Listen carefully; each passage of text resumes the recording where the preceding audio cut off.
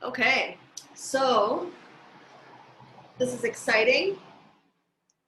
I'm recording my first episode of Get Lit with Lisa on video as well as audio. I think the audio is recording, but definitely the video is recording. Pretty sure the audio is recording.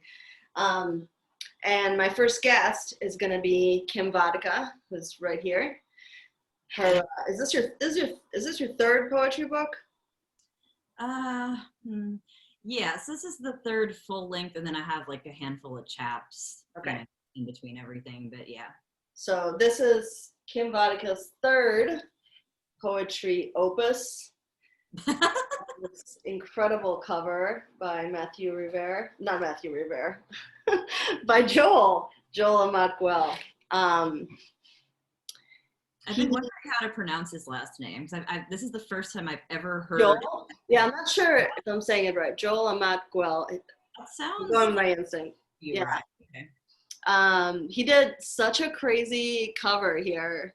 Actually, why don't we start with that? How did this come about, this cover concept for the Elvis Machine? Well, I was like really obsessed with the Suspiria remake or reimagining. Yeah, it was a remake. Yeah, it is like a reimagining. Oh, so good.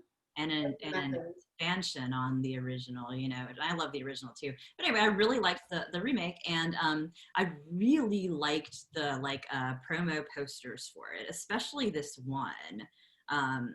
That's like really hard to describe because it's pretty abstract. But I was like, I kind of want like this, like except if like Mattel designed it in the 1950s, and then Joel came back with the idea of like making it look like the Barbie box. And I was like, well, that's fucking cool, especially if we like make the stuff in it mirror like stuff that's mentioned in the book or just like the vibe. And then originally the Barbie looked like pretty different, like the Barbie. It's like a standard Barbie. And I was like, well, like what if we made her look like kind of like me? So that makes it look like, I mean, I look different than this Barbie, but like, there's enough of a similarity to where it's like kind of creepy, and I love that. So it was really awesome. And then I really wanted to do the size, so it's a perfect 6.5 by 6.5 square. Yeah, so I love that we have a square book now. Like this just looks so. It's just a beautiful looking book. My idea for that came from just the way that I formatted it. Like in Microsoft Word, I formatted it, as you see it on the page here. So like it would have this kind of like short but kind of wide format. But then I realized I was like, I'm pretty sure we could get away with doing this as a square instead of like oblong. Like my second book is more like. Right. Yeah, that's a real big one. Yeah. And I love how that book came out, but you can see the size difference here. Yeah. This one can be a little unwieldy. And that one has a doll on it too. And yeah, so my Barbie fixation here. So your fucked up Barbies, like Barbies and Barbie getting her eyes pecked out by ravens. So yeah, or crows or whatever they are. They're fake, but I mean, okay. But yeah, so I just really was astonished by how good looking the Elvis Machine came out. I mean, everything from the cover design, the back cover is just so clean. The layout is gorgeous and perfect, and there is no waste of space. It feels good in the hands, because of the square size. It opens in such a nice way. The font, I mean, just I feel so proud of this, from a visual perspective, because I feel I'm okay, third book, I finally fucking nailed the look. I mean, and I almost always come away from a project being kind of critical of things, not in a, negative way or whatever, but I just kind what could have been done. Yeah, I wish I would have done this, or damn, I wish we would have done this or that. And I don't feel any. Yeah, this book is literally perfect, and Joel did the interior as well as the exterior. I'm not really. Yeah. I'm gonna learn. It looks so cool inside. It's just. And he really just mimicked what I had already done. The manuscript is exactly like this. He just made it, made it work for the size of the book, which was no small feat. I mean, I've had people you know, in the past get kind of irritated by the way that I space things out, and they're like, oh, fuck, now I have to lay this out. So anyway, he was very cool about it though. I'm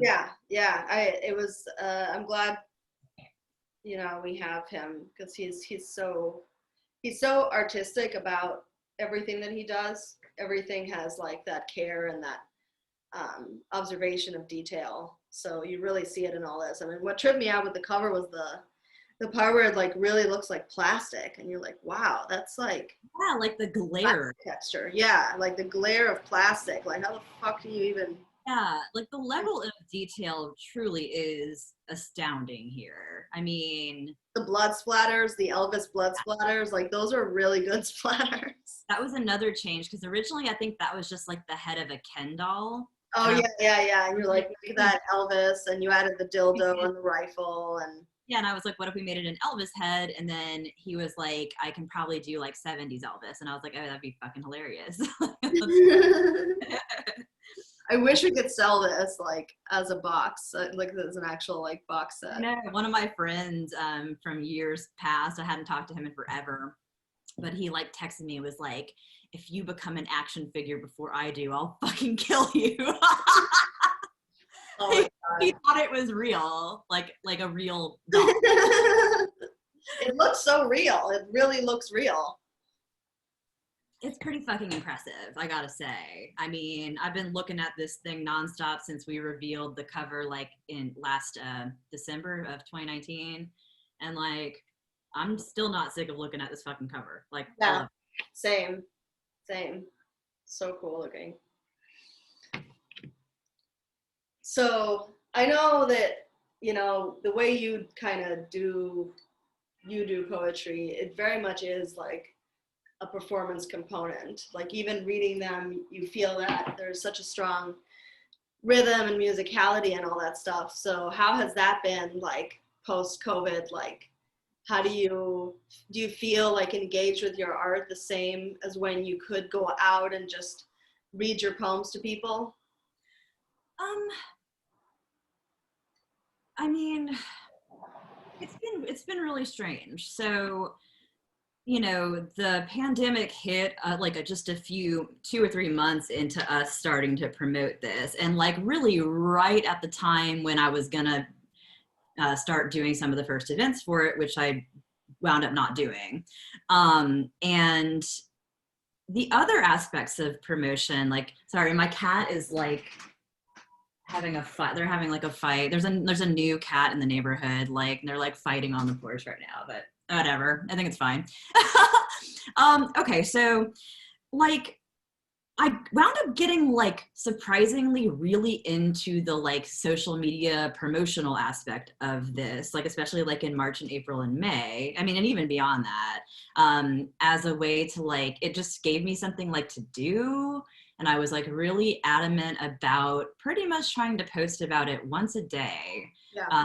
Definitely several times a week, and like to try to like make the posts engaging and kind of vary them up and like try new things. And I really like pushed myself to use social media as a tool in a way that I like never have before. So I kind of like just threw most of my energy into doing that type of stuff. Yeah. You know, I guess probably in lieu of being able to perform as much. I've done, you know, maybe 4 or 5 Zoom events, Zoom readings. Yeah. And then I have finally, so this is October now, the book came out in July, and I was trying to figure out like, because I often perform with musical accompaniment. And I've been trying to figure out, well, like, how can I like translate that to like a live stream in a way that's going to be actually interesting though, and that will sound good. Oh, you hear that? Okay, I heard that. They're freaking out. Wow. Hold on, let me go save my baby. Okay. Hey, Mama.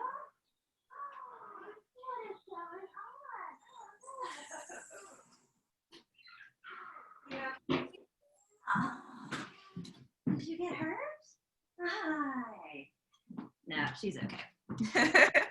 It's causing a bit of a ruckus though. The neighbors were outside observing. This is the South, so everybody's kind of nosy. But I guess who isn't lately? Not me. Huh? Not me. Good. I mean, I mind my own fucking business too. But yeah, so the trying to figure out a way to make a live stream type of thing like actually like feel like a real event. Mm-hmm. And then what I wound up doing, so I wanted to have some pictures and material content for Elvis Week. So I was like, well, I would love to celebrate Elvis Week and make it all about my fucking book, because why not, right? And so I was like, I got my friend Daphne to like take some pictures of me around town with all these like Elvis related landmarks. So we went to Sun Studio, which is the birthplace of rock and roll. It's like the place where Elvis first made any recording at all before he was famous.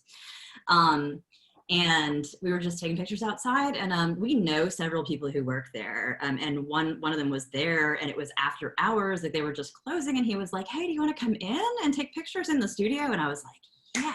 And I've been in there several times, but as part of like the tour, because the Sun tour is like actually fucking awesome.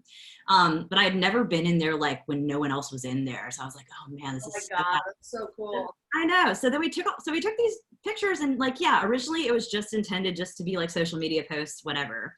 And I posted one of them during Elvis Week, and I was like, wouldn't it be fucking wild if like Sun Studio let me do a poetry thing there? And I was like, kind of joking. But then I was like, let me just like ask, because I do know people who work there, and Never like hurts to ask. Never hurts. so I asked, and they basically were like, yeah. So that's fucking cool. So that's happening this coming Saturday on October 10th. I'm doing a live streamed poetry show with musical accompaniment by Ben Ricketts, who does this like really awesome kind of sound collage electronic stuff. It's really Cool. sexy and fun, and like tape, like lots of fun like tape manipulation stuff. And yeah, we're just going to be right there in Sun Studio, broadcasting to Facebook, Instagram, and YouTube. So I don't know when this is going to air, but even if it airs after, I think we're going to be posting like a video of it on, I think, Clash's YouTube. Yeah. And then I'll also post it from my YouTube channel, which I don't really ever do anything with, but yeah. I mean, I can post this on Tuesday. So insofar as performance, yeah, I've struggled quite a bit with figuring out like, okay, well, how in the world am I going to, hey babe, oh, I don't know, what, they just have a little tussle on the front porch. Right, sweet babe? Okay, I think we're fine. Yeah, to translate what I do, because like what I really like to do is, obviously have an audience. I'm sure like most people who are performers, that's kind of like part of the deal. Right. And trying to do stuff via Zoom and whatever, like, can be fun, but it's kind of weird, and it's almost like it's become kind of depressing to me. Yeah, like, it's a little weird. Yeah, I mean, I really didn't want to do it, but I felt like I should do something, so I did it. like this it feels better to me just like one-on-one right now, but like with like a lot of people, it was like the last couple that I did just kind of felt sad to me, like. So anyway, it's been a weird thing to try to adjust to. Yeah. And I better late than never, I guess. It's October. Like it would have been ideal for me to be able to do the Sun thing back like when the book came out. But I mean, everything's moving. I mean, all the releases got fucked up. Like, yeah. Greg was lucky, and then his was like August 25th, I think, his release. So like bookstores were finally starting to open back up. So it's like, yeah. And it's fine. And I mean, I don't think like the ride's necessarily over. And I mean, honestly, like the book has done more than I expected, and yeah, it's done really well. I mean, poetry is fucking hard to sell, like in general. So hard. This is my third rodeo here, so like I for sure know. So like I always go into it with like, I think, pretty realistic expectations, just because I've been in the business, if you will, for some time now. And yeah, no, I mean, it really accomplished some things I was not expecting at all. And I kind of was getting like fueled by that, and I was like, oh, let's push it more, let's like do all this and that, and like, some of which I still want to try to do, but But yeah, so it's like, I mean, you sold 100 pre-orders. That's fucking awesome, you know? I was really excited about that. It was funny because when you and I and Christoph had, we had a video meeting like maybe early summer last year, something like that. And y'all were like, well, do you think you can sell out of 100 pre-orders? And I was like, yeah. I was like, no problem. I got it. But like secretly I was like, I fucking don't know if I can. I was like, I actually don't fucking know. But since I said I could, I'll make goddamn sure I do. And I goddamn shame is my primary motivator as well. Like, well, I often that's why I post on Facebook. So I'm like, I said it on Facebook, now I have to do it. Well, yeah. Well, I often, my kind of thing is like, I will sign myself up for stuff that I am not ready for. And I will rise to the occasion. Yeah. That's a great way to do things. And I was not always like that, but I just kind of started doing that over the years. Like I was like, I want to do this. I feel scared. I feel nervous, whatever. I feel like I'm not ready, but it's also like, oh, when are you going to be ready though? Like, right. And sometimes it's a disaster. Most times it's fine. You know, like it's never as bad as you think it's going to be. And then if you have reasonable expectations, then you can just be happily surprised, you know? For sure. Yeah. I mean, you know, it's like, I just got tired of feeling like scared of everything after. Yeah. It's exhausting. It's really exhausting. I know that feeling. Fear is a powerful, you know, destructive thing. Yeah. You know? You could end up not doing anything out of fear. And then you're like, wow, my whole life just went by and I didn't do anything I wanted to do. Like, that was a waste of time. You know? People kind of fall into that you know, pitfall of like kind of being kind of like outwardly analytical and you know, and very self-critical, and to the point where like they don't really ever do anything. Or have fun. Like I would rather just do stuff and like potentially look like a fucking idiot. Yeah. Than not do shit. Like, so. I think that's like, I mean, that's kind of the spirit of your poetry. It's just very in your face, you know. It might not be everybody's cup of tea. For the people that like it lands with and connects, like they are like, oh my God, I love this. Like when you get the right reader, it's just like instant. You see it. They're just like, yes, this is totally my jam. I love how like fiery and bold and vulnerable and layered and everything that this is. And that's who you play to, you know. Like, I mean, I think like to some degree over the years there has been part of me that like is like, okay, well, how can I write like a hit? Like, how can I write something that has like just this mass appeal or whatever? Because I mean, I don't know, I think people would be lying if they said like part of them doesn't want to be famous or like have you want to take knowledge, you want, you know, you work hard, you want, well, yeah, you want the recognition. Oh, you did a good thing there, you know. Exactly. And so like, you know, at the same time, you don't want to necessarily like, you know, dull or shrink yourself down to like some denominator or whatever. So that's been a thing that I've kind of like wrestled with over the years. But like at the end of the day, like I'm playing to the people who love me, you know, and you know, and there are some, you know. That's what I mean.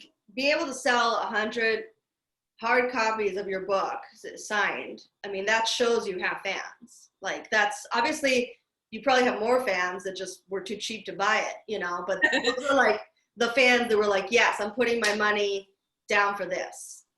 Well, I've sold another almost 60 out of author copies. Oh, nice. Very cool. And then between what y'all have sold, which I'm not sure exactly. Yeah, we don't. Yeah, it kept selling and people are still buying it. Yeah. On the website and obviously on Amazon. Yeah. That's cool. You know, it's, you know, you try not to get too like caught up in that type of stuff, like in how it's selling and promoting and that. But I mean, it's also like, you know, it's wonderful to have, you know, people like you and Christoph who are so involved in the process, because not every editor is, quite frankly, or even really tries as hard as y'all do. But I mean, yeah, as an independent writer or artist, like if you're not hustling, no one's doing it for you, you know. Right. I mean, it's a matter of communication. Like, I think that's something that a lot of writers don't quite understand. They're like, oh, okay, so I'm getting published now. That means they're going to take care of everything and I don't have to do anything. And the thing is, even if you get picked up by like a really good mid-sized press and stuff, you know, who knows? Who knows how it's going to connect and why? But if you at least put yourself out there, you give people a chance to meet you and decide, oh, this person seems cool. They seem interesting. I want to know what they're working on, you know? So then you are at least increasing, maybe you have a good press that is doing, really putting in like advertising money and whatever, but still like you should be there so people can find you and connect with you and see the cool stuff you're doing. Like, why not? Why not share, if you're an artist or you're doing it for people, like why not share a little bit of behind the scenes with them, you know, for your fans and potential fans. It's a matter of fact that, you know, if you are, you know, a relatively unknown or emerging writer, the people who are going to be the most interested in you at first are the people you know already. Yeah, you know, of course. Who are already connected with. So like, it can't be, you know, overstated how important it is for like the author to interact with their, you know, following. Even if you only have like fucking 500 Facebook friends or whatever, like those are the people at first who are going to be buying your fucking book, you know. Besides family. And family too, yeah. My dad told me, he was guilty ex-boyfriends. I bought some on the discount to give as Christmas gifts. I was like, oh. Did any exes ever tell you they bought your books? Oh my God, yes. So, okay, I probably shouldn't say too much about details. Don't say names. Oh, I'm not gonna say names, but okay, I'll just say I had one ex who we had a falling out toward the beginning of the pandemic, to say the least. Not gonna get into that. And I had not spoken to him in months.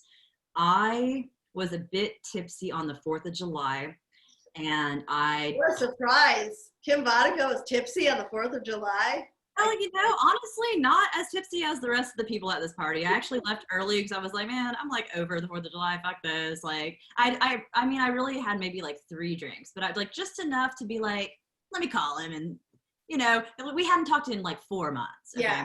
I was expecting him to just not answer.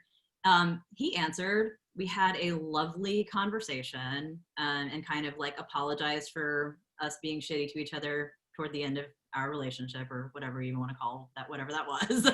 But he was like, I got your book in the mail, you know, last month. And he was like, and it's wonderful. He was like, I love it. He was like, I quit drinking a couple months ago, and he's been like hardcore quarantining. And he was like, so I've been reading like all these books that I just have around. So like I read Emma by Jane Austen. I read War and Peace, this or that. Wow. And he straight up told me, he said, the Elvis Machine is better than Emma. Well, that's a blurb right there. I think you just got yourself your blurb. Yeah, that was hilarious. So yeah, no, I do. I'm, you know, I am still close with some. I mean, I'm not close. I wouldn't say he and I are close, but obviously things are cool. You know, I have. That's nice. I have an ex of many, many years ago who I've become very good friends. Probably that's the ex that I have always been the closest with. Like I don't really have that close of a friendship with most of them, and I mean, obviously some I don't talk to at all. Sorry. But he bought it. Oh yeah, like tons of people who have been in my life and are no longer. For sure, like are still pretty. It's always weird to me when people do that. Like I've had some people they got my poetry book, and I was like, what? Like the two people that I knew that like got it that I hadn't talked to in like years. One was this chick I hooked up with in college that was like not into it. Like after she's like, that was a mistake or whatever. Oh. Great self-esteem boost right there. I also like any dude who ever like slides in the DMs to tell me I'm hot or whatever, like I always sell them books, like without a doubt. I used to do that. Yeah, it's like the best way to do it, because it's like, okay, well, if you're just gonna like be out here like making like, you know, anywhere from like tasteful and okay to like borderline like not cool comments, just sometimes like I had to block like a couple of people. I was like, it's just like, ew, like that's like so weird on the internet. I don't get a whole hell of a lot of that type of thing. It seems like it happens like in bursts. Like if I'm gonna get creeps in my inbox, it'll be like all in one night, and then it won't happen again for like 3 months. It's so weird. One time I got drunk and I was bored and I went through my unseen messages on Facebook, which are all I saw that. All the creeps going, hey, hi. And I like hit them up for video chat and stuff. And hilarious. Yeah, that's great. That's a good shit. There was this one guy, I called him and the cats were having like a really bad cat fight in the basement. And I just like filmed that, like showed him that and didn't say anything, just like streamed him like the cats fighting. I love that. That's hilarious. Yeah, I just use it as an opportunity to make a goddamn sale. Like, okay, well, if you're gonna be like talking about my tits or whatever, you can buy a book. Yeah. Someone tried to buy my panties today. Oh yeah. I actually offered to sell him. I saved used or like. I have an Elvis Machine thong for me. It's the only one I have left, and I offered to sell him that. Yeah. For $150. So used. I said guaranteed used. You should have done 200. Even though I've only really just kind of tried it on, it's not like it's like seeped in my. Okay, so just put it on for. I'm telling you that it's totally seeped in the WAP, and like, I'll wear it for a week, and give me like 500 for it. And I guess, is it WAP, wet ass pussy? Yeah. I said WAP, which is like a racial slur that was not intended. To clarify there. Never heard anybody say wet ass pussy acronym out loud. So there we go.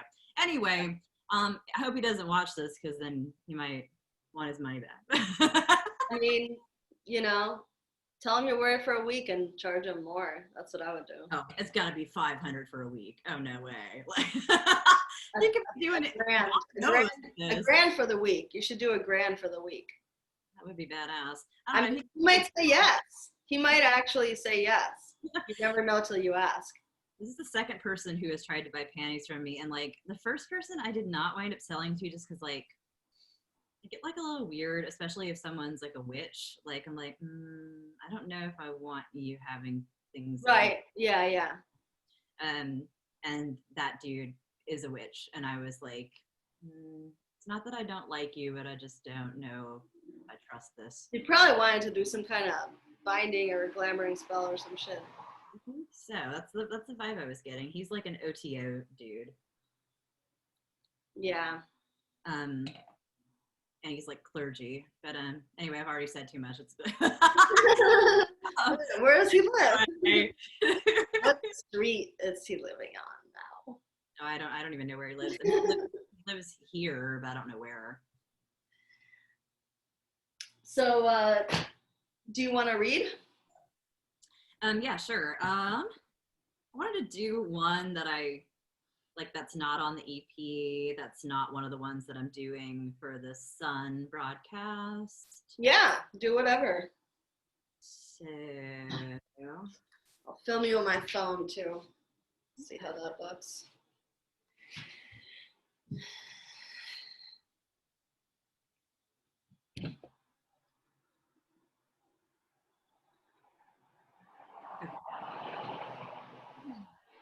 Kim Vodicka, reading from the Elvis Machine on Get Lit with Lisa on Clash TV. Okay. This one's called Deep Nasty. Yeah. Sometimes I think the problem is that I went to the party and never left. Sometimes I think, and sometimes I don't. Sometimes I think the problem is that I went looking for the one and never came back. But I did it for love. I did it for cement blocks. I did it for bullet holes. I did it for carny cash. Remember that time you date raped me? Me neither. But I remember that time I mistook your wailing on the guitar for our screaming baby. I remember that time I siphoned your cum out of my belly button and you called our abortion a violation. Still, I went looking for the one amid leagues of numbskulls, just like you. I did it for love amid leagues of numbskulls because I wanted you to like me, just like me. Now, here I am, childless and screaming, just like the way you play the guitar, screaming. Still, I went looking for the one. I had nothing nice to say, but I said it anyway. I have nothing nice to say, and I'll say it again. Everything you think you hate about women wouldn't exist without shitty men, just like you. Still, I went looking for the one. Remember that time you date raped me? Me neither. But apparently, I asked you to pay me afterwards. And I'm pretty sure you were $1 short. I'm pretty sure you're still indebted. Snake in the grass, you seemed downright wholesome. You taught me how to mistrust the sincerest of smiles.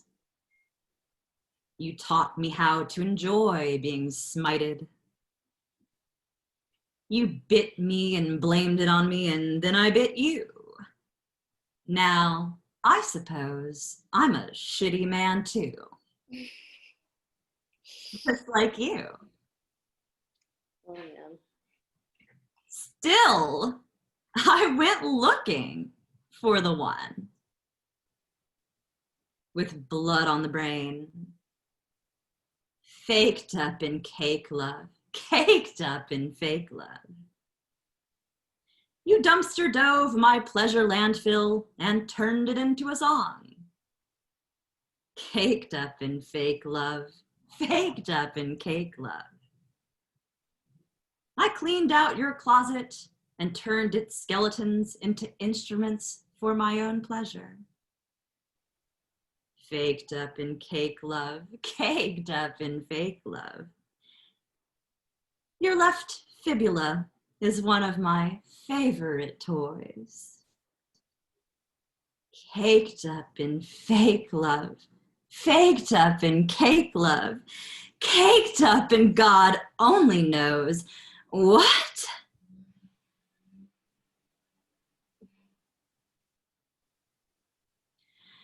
If you felt pleasure, I don't think you'd explode, so much as shatter like a curio in presumed preciousness. I looked the devil in the face until I had to look away. He looked just like me and you. I did it for love.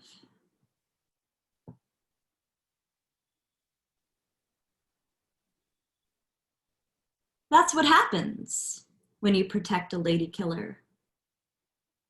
He kills 2 girls with 1 bone and makes you an accomplice. He doesn't kill you because you know too much. In protecting a lady killer, you yourself become a killer.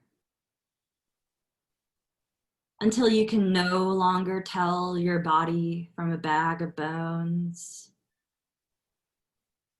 Then, of course, he kills you anyway. And if he doesn't kill you anyway, you'll do it to yourself. You'll do it for love. You'll go looking for the one. You'll lose your way. It'll take you a while to learn. It'll take you a while to take it from me. Still, I went looking for the one. And I found the one. But I also found that one. Oh, and that one too. And maybe even that one, if I really think about it.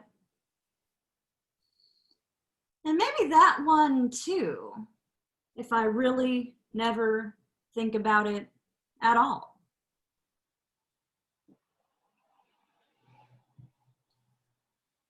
Sometimes I think, and sometimes I don't. Sometimes I think the problem is that I did it for love. It got me nowhere.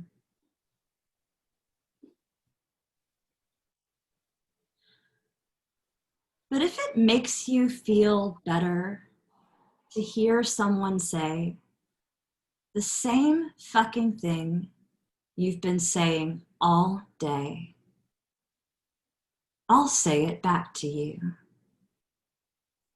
I'm housebroken.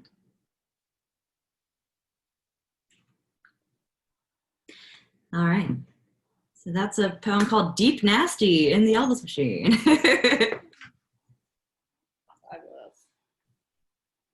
Whoa, that was 8 minutes. Oh yeah, I don't fuck around. They're not short. They're not. I am the bane of some people's existence because of that.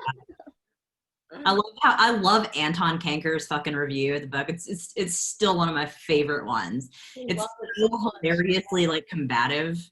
But one of the things he's like, and so what, this and that. Like he's kind of like calling attention to things about the book that maybe people wouldn't like. And he's like, okay, yeah, the poems are too fucking long, but so what? It's hilarious. It's like if Lester Bangs rose from the dead and like wrote a fucking review of my book. I love it intensely. It's so great. But yeah. Anyway, the poems are long, but you know, I feel like I got to do the most out here. Yeah. So what do you feel like? So do you have any future projects that are in any other that are like prose, or are you focusing on poetry? Yeah, so I have a whole other book written that I'm trying to figure out what to do with, and that's mostly poetry. There's some The Ted Bundy thing, right? yeah, and there's some erotic prose in that. Lately, one of the things I've been doing for extra money, because my job situation is really fucking weird, but I've been writing like commissioned erotica. Oh, cool. I can see you being really good at that. I've never offered it publicly. However, I wrote up like an ad, and I'm just kind of trying to make sure I think it through the way that I want to before I make it. Erotica is one of the few genres that actually makes money, that can, well, more romance, but yes, erotica too. I've sold erotica. Sold several pieces this year. They're really fun to do. I've been trying to do it and this is how I'm about to, I guess, sort of market the whole thing, is like it's choose your own erotic adventure. I love that. That's so cool. So you're gonna offer like that service, like do like a Patreon or something like that, or like that's you doing that?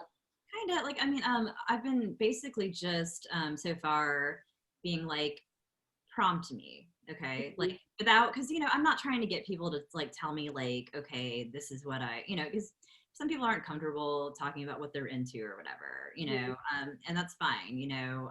It's not like a prostitution service here, although not judging that at all. Some of my best friends are sex workers. But anyway, so like, yeah, getting some sense of a prompt. So it can be as vague or as specific. It can be as vanilla or like hardcore, crazy fetish, whatever, right? And then I will write you the initial piece. It's 1,000 words minimum. Ooh, what's that? Look at all the paint on my hand. Oh my God.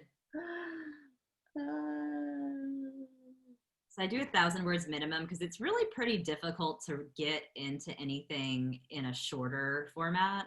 So 1,000 words minimum. And then if you want the story to continue beyond the first piece, that's where the choose your own adventure factor really comes in. Because it's like, okay, cool. Yeah, so okay, so now based on where this went, where do you want to see this go now? And then I'll write it for you, you know? So it's like kind of like almost like a subscription base, although it doesn't have to be. Like if you just want the one, that's fine. Yeah, that's fun. And that's really fun. And it's what's the only thing better than selling something once is selling it twice. And the only thing better than selling something twice is selling it 3 times. So, yeah. I mean, so someone buys the initial story. Okay. Then maybe you sell it to a magazine and make some money that way. And then maybe you publish a collection of all of them. Yeah, that's good thinking. That's kind of what I'm thinking with this. That's smart. It's really smart. So yeah, that's just been kind of like a side thing. And it feels like less pressure in a way. Like, I don't know. It just feels nice. It feels refreshing. I have been like taking on the task of like trying to put together like months and months and months and months worth of notes. Like I obsessively make notes, and they're questionably organized, you know, like they're all in one place, but they're not really that organized. So I've been like, this has been like an undertaking, you know, to really try to like see what the hell I even have, because it's like, it's not for lack of having material and ideas. It's just like a lack of like kind of being able to figure out what most needs my attention. Like what do I even really want to be doing out of all right this? It's so hard to choose what project you want to commit to. It really is. Like remain interested in something like the Ted Bundy thing. And I know like that's the thing that's kind of like bugging me, because I know like, you know, people at this point are like, I need another Ted Bundy thing. Like I need a hole in my head. Right. Yeah. Like, you know, the 2 docuseries and then the movie, and like it's that was how they made him like so hot in the movie. like I mean, the thing about it is like Ted Bundy was hot for his time. Like that's the whole point, is he looked normal, but he was fucked up. That's what's interesting about him. That's literally why he's interesting. He's not that interesting otherwise. All right, his look made sense for the time too. So whether or not he was a Republican. I love that he named his collie named her Lassie. Well, that's the American Psycho. Right. Like, he is. I mean, like, American Psycho is 1,000% based on Ted Bundy. Yeah, like, totally. That is Ted Bundy. That's Ted Bundy. I rewatched American Psycho after, like, going dick deep into the Bundy hole, and I was like, oh, shit. This is for 100% based on Ted Bundy. Anyway, so... Yeah, he's like if he was a corporate 80s douche. Well, his look made sense at the time, and the point is that, like, yeah, so people thought he was hot in his time, and that's what was he was the bait. He was the bait. Well, that's what was so mind-blowing about it, because people were so biased. Like, people thought, like, if you were a monster, you had to look like a monster. Yeah. You know? And so dumb. He changed the whole game with, like, oh, no, I look like a totally normal, attractive, all-American dude, right? So, yeah. So the angle of my book is it's completely from the female perspective. It could be from, I mean, I'm not trying to co-opt the voices of, you know, survivors, and there's actually really not very many survivors. More like channel. There's one woman who got away, because he accidentally only handcuffed, like, or the handcuff. Oh, wow. So she was able to fucking run out of the car. Wow. So like, there's not a lot of actual survivors, because he did indeed kill most of the people that he captured. Yeah. But the whole thing is written from like the perspective of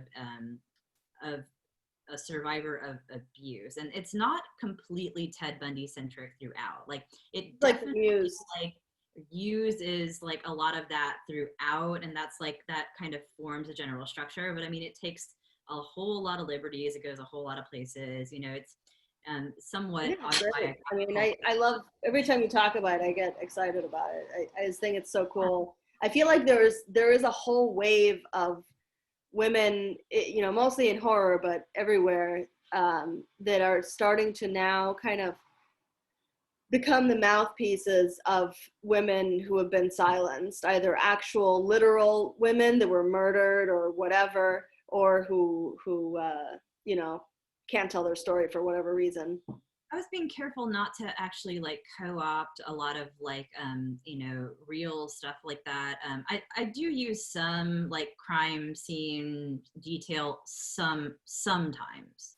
Mm-hmm. Um, but I was trying to be careful, like to make it something that does privilege the voices of survivors and victims, but to where it's mostly really personal, and it's from stuff that like emotionally I know personally, you Yeah. know, and then, you know, so I mean, yeah, just because I don't want to feel like I'm co-opting or appropriating other people's, you Yeah. know, What I mean is I feel like the speaking is the channeling. Like, you know, like I've written a few. and I read Elizabeth No, Klepper's book called oh my God, why am I forgetting it?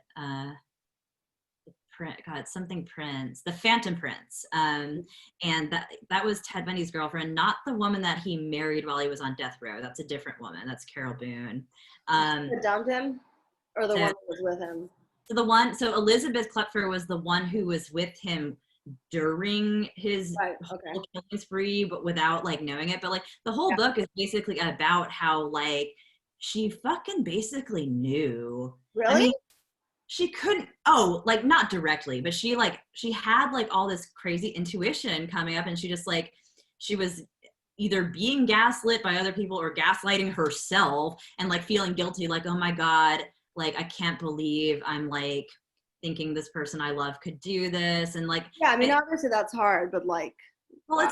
it's really interesting because her autobiography like really like gets in a very you know, way that really touched me, and I really related to, like, and how deeply manipulative a person, an abusive person, can be, like psychologically addicted, where like, you know, like you are seeing things with your own eyes that don't make fucking sense, but the way the person is like dealing with you and whatever, it like almost like forces you to like give them the benefit of the doubt, and like it's real fucked up. I mean, it was an amazing read. Like I really recommend it. And like the thing about the Zac Efron documentary that was really disappointing is because it was technically supposed to be based on this book, The Oh, Phantom yeah. Prince. It doesn't, like, the problem with that movie to me is it does not privilege the female perspective. So like if you're going to base the movie off of this book written by Ted Bundy's girlfriend from the woman's point of Yeah. view, why is she just kind of really an afterthought in the movie? You know what I mean? That would Like be a good it, topic for an essay, yeah, actually. it really would be cool. And it's crazy because I started writing this before all of this. I started writing this in November of 2018. Wow. Um, and the Netflix docuseries dropped in January of 2019, and then the Zac Efron movie came out in May of 2019, and then there was an Amazon series that I still have not watched yet that came out in January of this year. And so it's just so strange. I noticed that tends to happen. That's so weird because, like, I didn't know about it. like the Hazel Drew thing, and like we're actually planning to put out a book next year. Like Jerry's gonna write like an actual like true crime investigation, like, Oh, that's you know, fun. unpacking the whole case, because we have a suspect, and I'm pretty sure he's the one. And you know, Wow. we're gonna argue our case. But all this other stuff has popped up too. Like there's actually a documentary being made locally in town about it. I think there might have been another one too, but there's also another book coming out. I don't know when, but So like, strange how that happens. It's almost like it's like you don't know why. It's like and is this like how I discovered, I mean, I didn't even know who she was. Like I didn't know who she was. Like I'm into Twin Peaks, but I just didn't know. You know, and yeah, then I suddenly knew. it's something in the zeitgeist, or it's like, why do you have your finger on the pulse of this thing? You know, I mean, I know that like it was the 30th anniversary of Ted Bundy's execution in 2019. Yeah. So that was a big reason why we were seeing all these like different, you know, whatever documentaries and stuff. I wasn't even thinking about that though when I started this, you know. So it's like it's just strange, you know. Yeah. Like the anniversary of his execution had zero to do with me deciding to do this project. So anyway, but yeah, so that's the main thing that I mean, I've been done with that. I'm just trying to find a home for it. And then the erotica thing for hire, which yes, if you would like a personalized commissioned piece of dirty, smutty prose that is also has literary value, hit me up. Right now, I'm just literally like, just send me a DM on Facebook or Instagram and we can work out a deal. But I will be like formally advertising this at some point. I just don't know when. Yeah, that's really fun. I love that. I'm all erotica out because I have to edit Mandy, and that's like, yeah, fun erotica. It's like gross, weird shit. And you're like, what the so great. So I think I'm gonna wrap this up because. Okay. Yeah. Do you know when this is gonna air? I can put it up Tuesday. Okay, cool. Or sooner. I mean, honestly, I'm not gonna do anything with it, so I could put it up right away. Honestly. It's up this week. Then let me just plug the Sun broadcast again. So yeah, streaming live from Sun Studio here in Memphis, Tennessee. It'll be me on poetry, vocals, and Ben Ricketts on tapes and electronica shit. It's really fucking fun. It's really sexy and cool. And we'll be just right there in Sun Studio broadcasting live from 8 to 9. It's gonna be a pretty short show. 8 to 9 p.m. Central Time this Saturday, October the 14th. And it's gonna be live streamed on Facebook, Instagram, and my YouTube channel. And yeah, so there will be like, I'm actually pretty psyched for that. I'm super psyched. It's awesome. Really cool opportunity. Totally awesome. Mm-hmm. Stupid cat kept running in the fucking paint. Aww. Twice. I washed pink paint and black paint off his paws. He was not pleased. Oh man. Yeah, I'm psyched for that. I think it's really cool. I don't know. I feel like women's voices are getting really powerful and speaking the things that weren't being spoken. So that's really exciting for me right now. Like I see it a lot. Like definitely you are being just like yourself, you know? Yeah, I got that comment. We did a rehearsal over at Sun last weekend, and the guy who's engineering the audio for us, Crockett Hall, wonderful dude, but he was like, God, I just like, what you're saying is so fucking important, you know, and like, and he also told me that I'm the only poet who has ever recorded in there or done anything like this. And it's also one of the first live streamed events. It might be the first live streamed event from Sun. That is really exciting. Hopefully it'll become a thing they do because it's a thing they've been wanting to do. And I think I just kind of asked right around the right time because they were like, okay, well, yeah, let's try it. I love that. That's so cool. That's going to feel so surreal, like knowing that Elvis recorded there and now you're like reading the Elvis Machine poetry. Like the room has a lot of feelings. Like you can feel it. I bet. It looks no different than it did in, you know, like 1955. It's like crazy. Oh my like, God. It's awesome. I wish I could actually go. I know, right? But that's still really cool. Yeah, I mean, like all you can do is like make the best of like not being able to do anything. So I think that's really cool that you. Yeah, for sure. Like I needed something like this. It's like I was really struggling with like I was like, God, I want it to feel special. Not like I'm just like, and I'm not knocking this, but I was like, I don't want to just like go in my office and I want it to feel like something like substantial, you know, like something. Clearly have not colorized your bookshelf. I know, right? I probably should. I did one of ours. It looks great. Honestly, I highly recommend it. I know it's very anti-literary to say that or something. I mean, it sounds relaxing to even do. Yeah, it's so cool. You know what's really cool is when you do it, seeing what stuff has ended up together. Oh, I bet it totally makes you rethink the whole thing. Like, yeah. And then I, you'll see things that actually like really go together like well, and you're I like, don't have stuff out. I have everything organized by genre. So I have a bunch of other bookshelves like that right there that you can't see. Well, my altar's on top of it, but ooh. that's reference. I've been meaning to change that out to like only witchy books and occult Wait, stuff. can I see your altar? I want to see your altar. Yeah, I'm kind of weird about showing it on camera, but I will right now. Just Yay. so got all kinds Whoa. there. Got tons of Got a stones lot and going on there. That cow is the bowl is incredible. yeah, it's got lipstick kisses all over it. If you can see that. No, I don't see the kisses. Oh wow. Yeah, pretty cool. Pretty cool. I like Yeah, your that I should tell you the story about the woman in that picture right there. yeah, tell me. Used to live in this house.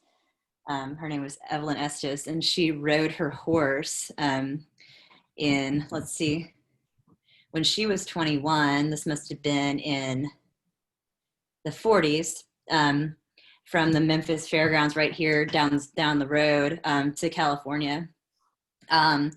Like single woman, 21, on horseback, rode from here to LA. Wow. Really fucking cool. And she lived in, oh shit. Oh, my cat's like freaking the fuck out. Did you just step on your cat? I stepped on her paw. I know. Oh. But Evelyn, yeah, she died well before I ever lived here. My landlord was friends with her, which is why I know the story. But super cool. So like, she's kind of like my Hazel in a way. Like, I mean, I haven't been like doing any conjuring or anything like that, but I've thought of like potentially having some kind of seance. You should. I'm told. You know what's crazy is like a week ago I came up with an idea to do a class like of like spirit, That looks so fucking cool. and there was such a great response. So I'm really excited. That's really awesome. Yeah. She's kind of like been like a Hazel to me. Really more just kind of like, I always feel like she's just kind of like a guardian presence. And even my landlord, who's just such a sweetheart. It's so rare to have like good landlords, but I do have a great one. That's and good. he was very good friends with her, and he bought the house from her, before she Oh wow. passed, or maybe shortly after she passed. But he was like, I know, he was like, you take better care of the house than anyone I've ever rented to, and I know that Evelyn is watching over you. Oh, that's so Aw. sweet. I know. Do you feel her presence at all, like as a guiding force? I don't feel it like in any kind of physical way, but I mean, I feel it emotionally. And Yeah. she kept a diary of the whole experience of riding her horse from here to Oh California. wow, that's awesome. Yeah, so there's she made maybe only about 3 or 4 copies of it in her hand. She hand copied. Wow. There's one of them. Well, my landlord That's has, crazy. and there's one in the public library across the street right here. The main branch is like basically across the street from my house, and they have one. You cannot check it out, but you can like look at it in the reference section. It's really long, and I never made it through the whole thing before because my landlord like needed it back. Like he let me borrow it, but then he needed it back, and I hadn't made it through the whole thing. But I did make it through like a good bit. Like she wound up meeting like Calvin Coolidge, who was president at the time. Like, Wow. like she had like all kinds of crazy adventures. She like brought a gun with her that she apparently never even had to use. Really interesting. That's so cool. You should try to like channel her. Yeah, I really have been meaning to. I feel like so much of my work is very kind of inward and personal, Mm-hmm. and I've had, I guess, a lot of that to like get out of my system. Mm-hmm. As soon as I feel like I have that out of my system, I'm like very much looking forward when I feel like I'm in a good place to like really try and like convey someone else's story. Mm-hmm. Like I would love to try to like turn her diary or adapt it into like a screenplay. That would be really cool. Yeah, I would really love to do it. And I know that honestly wouldn't be that hard, because it's a great story. It It's been writes on the itself. back burner for a while. It's just like I feel like I need to get over like a bunch of emotional self-absorption shit, you know, which I slowly feel like I am getting over. That's another weird thing is it's like, okay, I wrote this book, which is obviously very emotional. Yeah. The Ted Bundy thing makes this look like a fucking cakewalk.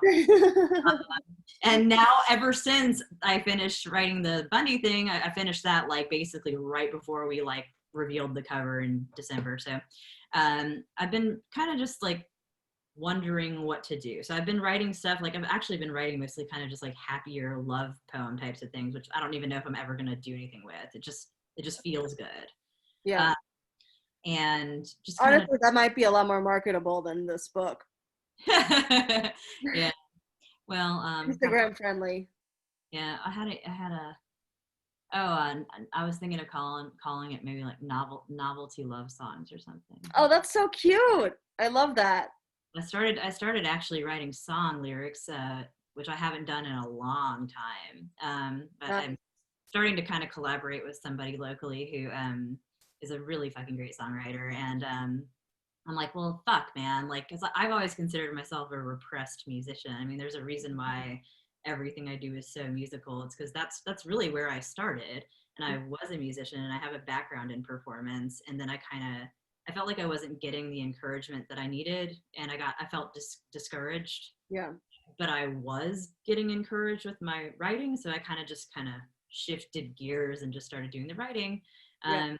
And then eventually was like, man, okay, well, if I can't play the fucking guitar or whatever, like I want somebody to come in and add that element to it. But anyway, but I've started like, yeah, like actually writing song lyrics again lately. So that's another thing. So like we got the erotica, we got the song lyrics, like just trying things out lately that That's great. I think it's great to stretch your, still writing poems too. But I mean, you just can't, you're never going to beat that out of me. Yeah. Well, why would you not write poems? Like, well, for sure. But sometimes you just think like, oh, maybe you should do something else or, you know. But that's not like, you're not writing it. You're writing it because you need to write it. Like, oh, no shit. And that's so funny. Like somebody asked me, like, what made you decide to be an artist? I'm like, what does that even like? What I didn't decide anything. Like, I am. You know, this is like how I communicate. Like I was into other stuff, but I narrowed in on writing because I was like, this is what I'm best at of the stuff that I like. So I might as well actually focus my energy on getting better at the one thing I know I'm pretty good at. Well, that's how I've always felt about it too. Like I just felt like it was very natural, you know, like, Yeah. and then it was, I mean, language and you know, even reading and stuff like that were not natural for me. Like I was not a reader as a kid. Like I really didn't have any interest. However, I did, you know, write poems here and there, like as a kid. And then once I actually did start reading around the time I was like 14, I started reading a shitload of poetry and I was like, man, this is like so fucking badass. And like, and I just like, I felt it, you know, like it felt like it was like pulling my feet into the ground with it. You know what I mean? It was like, Yeah. I felt immediately rooted in it. Yeah. Yeah. And like, and I mean, that's how I have felt since. And they're going to be 33 in a week and a half. So. Awesome. All right. I think I'm gonna wrap this up. Like pee and eat at the same time. Yeah, no, I feel you. So this has been really cool. I loved hearing like the stories behind this collection, and honestly, I feel really excited for like all the other stuff you're like getting into, because like that variety is the spice of life. Like writers that can only do one thing, like it's kind of boring, you know. It's like mix it up a little bit, you know. Yeah, I've been so poetry focused that I'm like, yeah, I feel ready to do other stuff now. Yeah. It's fun and it helps you appreciate more, like, wow, when you write other stuff, you're like, I can't do what I can do with poetry with other mediums. Like there's something about the purity and the structure and the fluidity of the structure too of poetry that you can kind of just nail things down, you know. Somebody to teach me how to write dialogue. So if anybody's Dialogue's hard. Dialogue's so hard. I hate dialogue. This and happens I to actually like don't mind it anymore. writing dialogue, like please hit me up. Just start like recording all your conversations with your friends and just, you know. Yeah, that's an interesting way to, yeah. I actually, after I started this podcast, I got better at dialogue because I can see that because you're like listening back to the yeah, conversations and stuff. Yeah.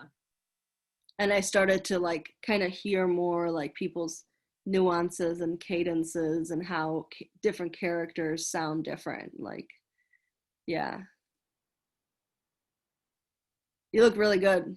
Really goddess. Snake goddess. Thank you. Damn. Is that the look? Much. Yeah, it's like Goddess of Isis. Snake fam.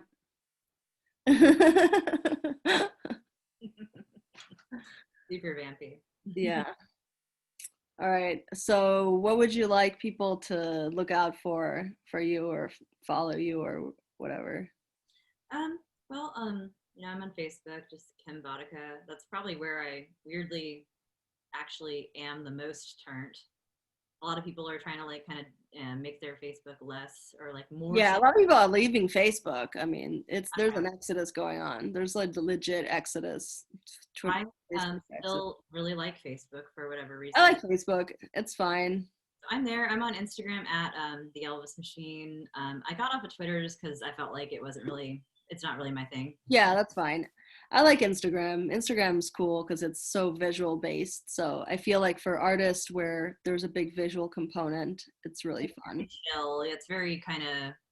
You're not going to get into like a Trump argument on. It is low drama. Yeah. And you also don't get notifications about every time somebody comments or replies, blah, blah, blah, blah, blah, you know. Anyway, so yeah, I'm on kimvodicka.com. Obviously, you can buy the book on clashbooks.com. And I mean, it's also on Amazon, Books A Million, Barnes & Noble, blah, blah, blah, blah, blah. It's on all those as well. Mm-hmm. I cannot think. Oh yeah, if you want a commissioned piece of erotica, yeah, please just send me a DM at this point. I feel weird about giving out my email address. So I'm just gonna not do that. But really, I always feel like giving out the email is like less intimate than like. I don't know why I'm like weird about it. More professional, you know. Like people post their emails publicly, like editors and stuff. They have to post their email. I don't know. Then you have less people just sliding into your DMs, like, because once somebody's in your DMs, if they don't know how to act in there, it's hard to get them out. But yeah, whatever. I don't know. I think because I use email like 99% for purely professional reasons. Like I don't even want to open myself up to like getting. No, I get that. Yeah, yeah. I totally get that. I have like 5 different emails that I have to keep track of now. It's awful. Well, thank you so much, Lisa. I always love talking to you. Yeah, I miss being in like the real space. I know, would be so much better, but I mean, I'll take what I can get.